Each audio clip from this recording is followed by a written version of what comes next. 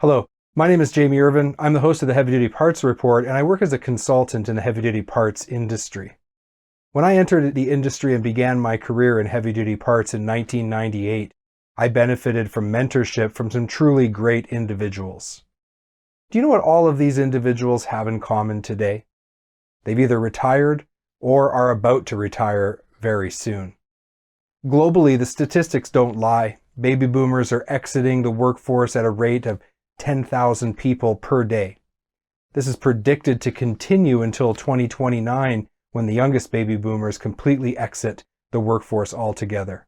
Of course, the heavy-duty parts industry isn't immune to this effect, and in some ways, because of us being a more traditional and late-adopting industry, we perhaps will suffer from this greater than other industries because we are really struggling to attract enough young people to replace those that are going to retire over the next few years. I was at an industry event recently. This was just before COVID, and there was 50 industry professionals in the room.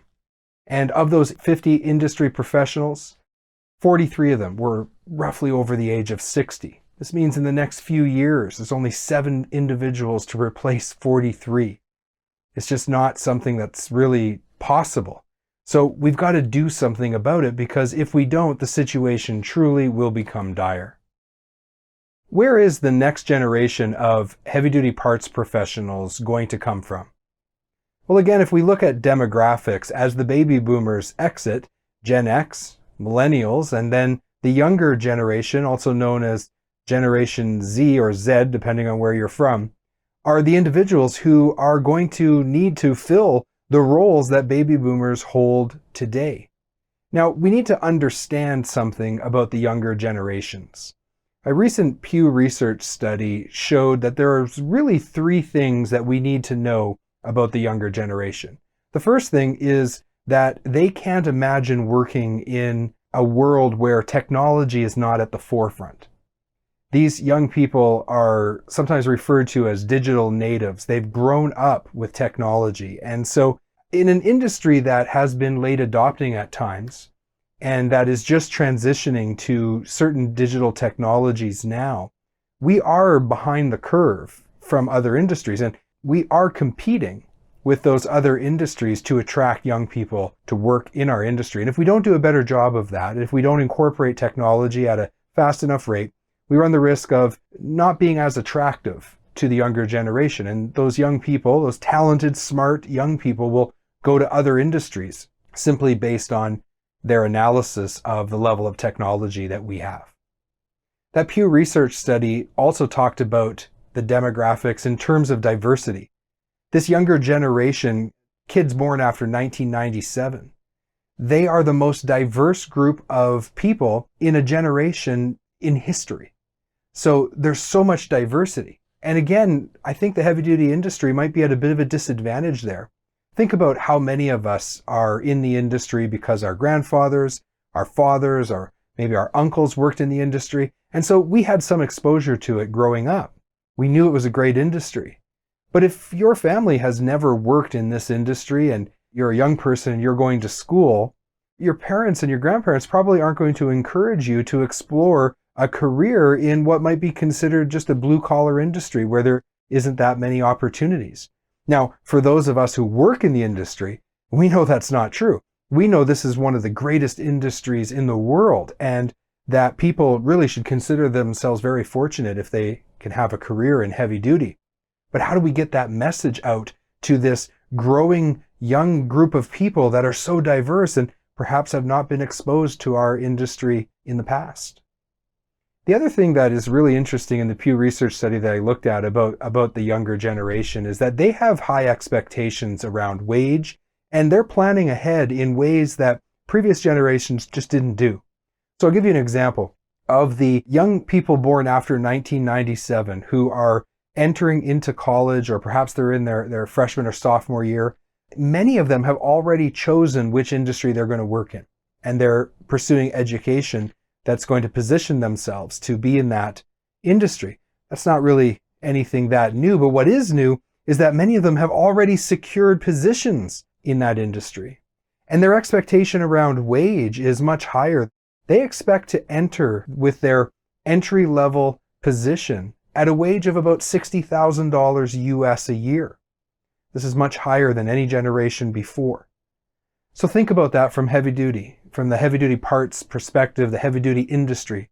We have got to be willing to find ways of communicating how great of an industry we have early on, perhaps while these kids are still in high school. And we need to continue to communicate the great value of pursuing a career in heavy duty long after they've entered university and secure some of those talented young people so that they'll join us in our industry.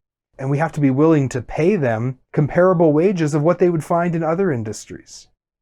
So this is a big adjustment for many of the leadership groups at heavy-duty companies, but it's really important that as a group, we start thinking about it in these terms and we start thinking about attracting young people. But is that going to be enough to solve the problem? What can heavy-duty parts manufacturers and distributors do to solve the problem of having a shortage of parts technicians? What can they do today? I was recently at a technology meeting and I want to share with you something that was brought up by one of the leaders of a heavy-duty company. And this is something that is a direct quote. "There is no solution available that solves the shortage of knowledgeable parts technicians. The only solution is found in collecting accurate data and providing that data to the fleets and independent repair shops." So what they're saying is that we're not going to solve this problem just by replacing the people who are leaving. We can't overcome the demographic challenge.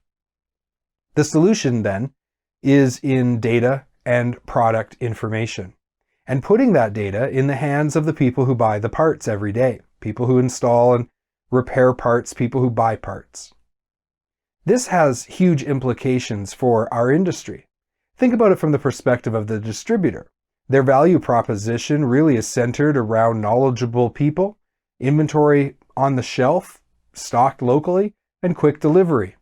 If they are unable to overcome the shortage of parts technicians, then their value proposition is instantly eroded.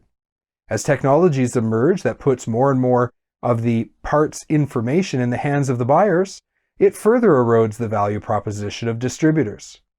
This is a signal that things are fundamentally changing and that the way that we distributed parts in the past with a traditional distribution channel is going to need to change in order to keep up with the demands of the fleets and repair shops and to be able to overcome serious challenges.